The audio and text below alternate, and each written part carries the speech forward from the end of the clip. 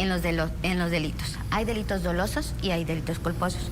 Inclusive hay delitos dolosos que también tú puedes llevar tu procedimiento en libertad y no privado de tu libertad.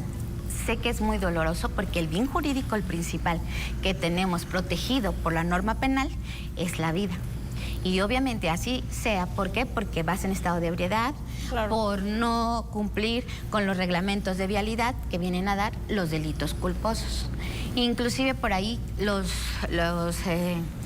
estudiantes de las universidades mencionan el hecho de hacer reformas en el sentido de que cuando tú estás, porque estás consciente de que estás tú a lo mejor en una fiesta o tomando y vas a tomar el carro, que es un arma, ¿verdad? Hacerlo doloso y no culposo, precisamente por lo que viene a tener estas consecuencias fatales de una pérdida. Pero ¿cómo le explican a una familia que está destrozada que delitos culposos y dolosos, Lilena?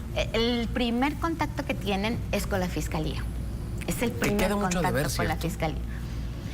Sí, las personas cuando llegan a las fiscalías, pues tienen todas estas dudas. Si tuviéramos, claro, no es criticar en forma general, hay excelentes funcionarios, pero también hay funcionarios que no cumplen con el los papel. Trancazos, Liliana, es decir, no, hay que hablar. La mayoría. No hablemos de personas, sino de instituciones. No es que queramos darle una mala calificación al fiscal de Coahuila o a la fiscal de Durango. Simplemente las instituciones fallan, ¿cierto? Claro, y es por eso la primera pregunta. Y también es mucho de la familia que se queda con esa inconformidad. Cuando tú platicas con la familia y con ambas partes, o sea, es la obligación con ambas partes, con el sujeto activo, que es quien comete la conducta antijurídica, y también con la familia de las víctimas. Y sobre todo en esto es muy difícil.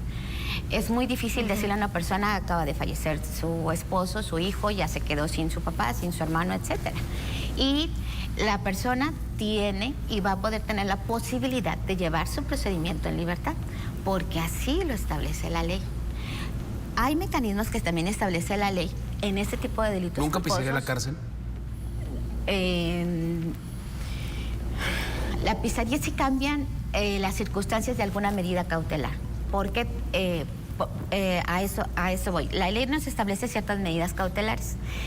Cuando se vino la reforma del sistema penal acusatorio, lo principal y el objetivo del procedimiento penal acusatorio es que las personas en los delitos más graves se llevaran precisamente en prisión justificada, que también tuvieron ustedes un programa en cuestión con la prisión oficiosa y prisión justificada, y que estamos señalados por la Corte, darlo por así. El problema es que con el área penal es muy impactante hacia la sociedad y tenemos los ojos siempre en el área penal. Y cuando las medidas cautelares, si no les explica uno a las familias qué es todo lo que se va a llevar a cabo, cuando usted llega al Ministerio Público, ¿por qué? Porque llega dolido por alguna circunstancia, primeramente el Ministerio Público le dice: este hecho que usted viene no es un delito penal. Puede ser un delito civil, un delito familiar, puede auxiliarlo, ir a tal lado, etcétera, o mandarlo tal.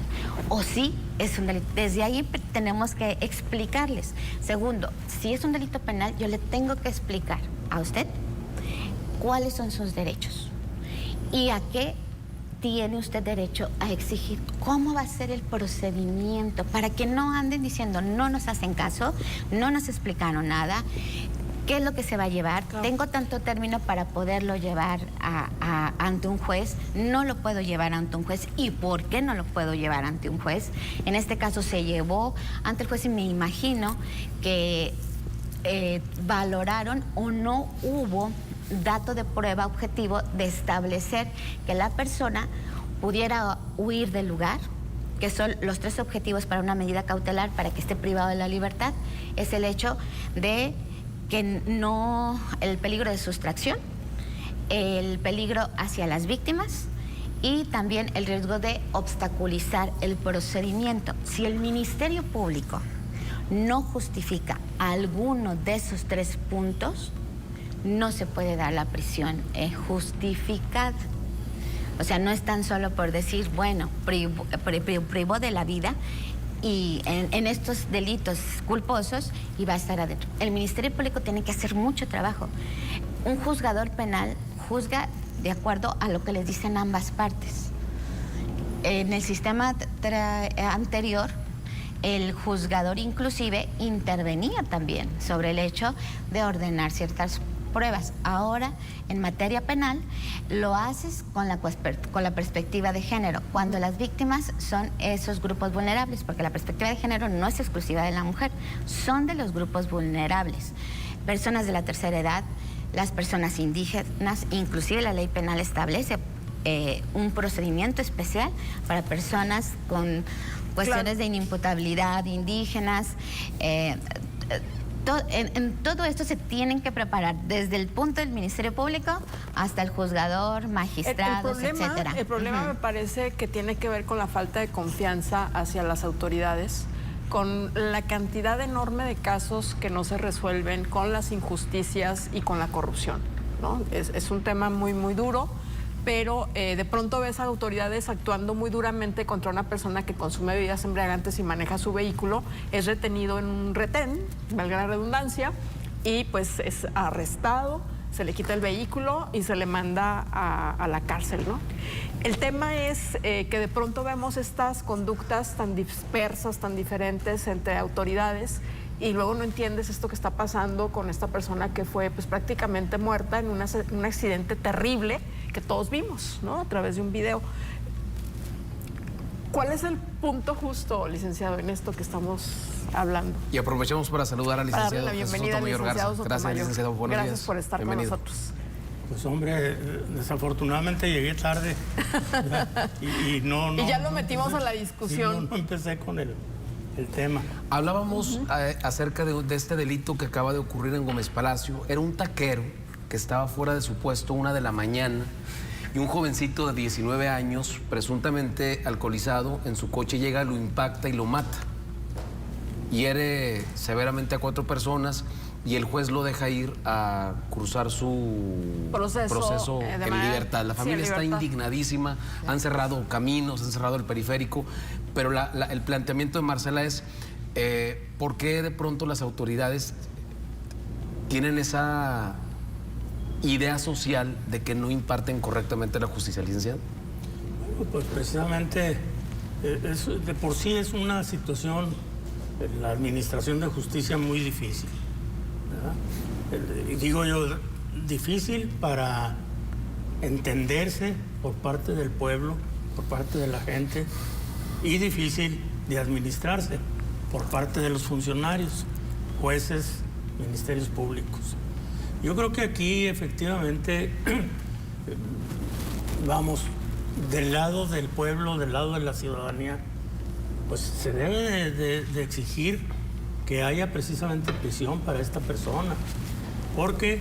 Porque priva de la vida a una persona y deja heridas a 4. ¿Y por qué lo hizo? Pues porque iba tomada aquella persona, ¿verdad?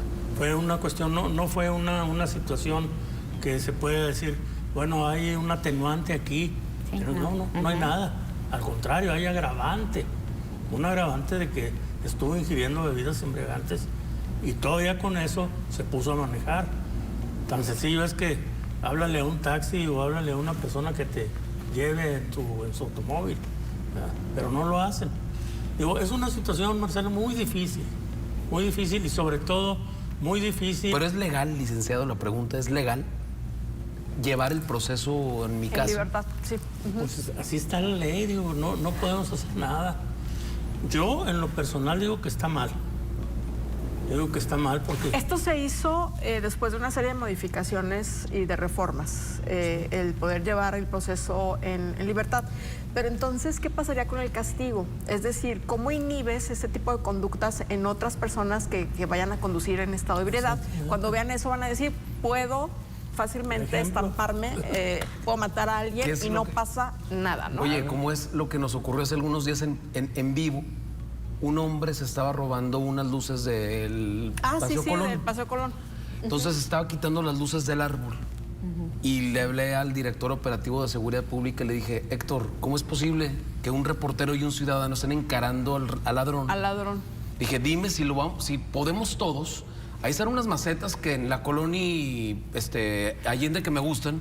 Agarro una camioneta y me la llevo a mi casa porque afuera quedarían increíbles. Lo detuvieron, pero pareciera que los ladrones y la gente que delinque tiene más beneficios y tiene más miramientos de parte de la autoridad que los que tratamos de medio llevar las cosas legalmente, licenciado. No, efectivamente. Digo, es una cuestión que no se entiende.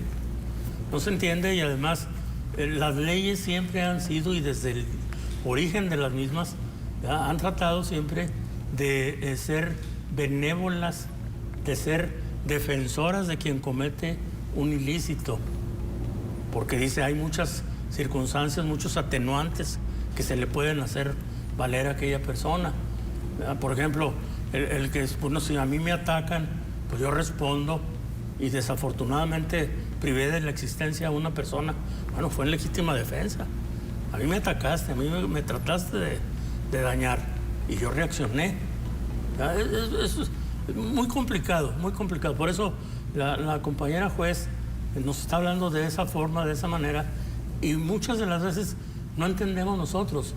Precisamente es una situación que yo he peleado mucho al respecto, de que debemos de reformar las leyes, que tenemos que, los artículos de la misma. Hay veces duran años un artículo y no se le toca. Ahí está. Y al contrario, pues sí se debe de hacer. Precisamente por eso hoy que estamos con lo del colegio, el Día del Abogado, los colegios de abogados deben de promover todo esto. Son los que deben de estar pendientes porque se supone que somos los que... Con los legisladores. Con los legisladores, claro. Con los legisladores. Pero es una visión, una postura de todos los abogados, licenciado Cárdenas. Esto de estar viendo estos casos que de pronto para los medios de comunicación son tan ricos en materia de datos duros que matan pues relatos, pero que verdaderamente hablan de un sistema que pues no es tan perfecto, ¿no? Es perfectible. Bueno, gracias por la oportunidad.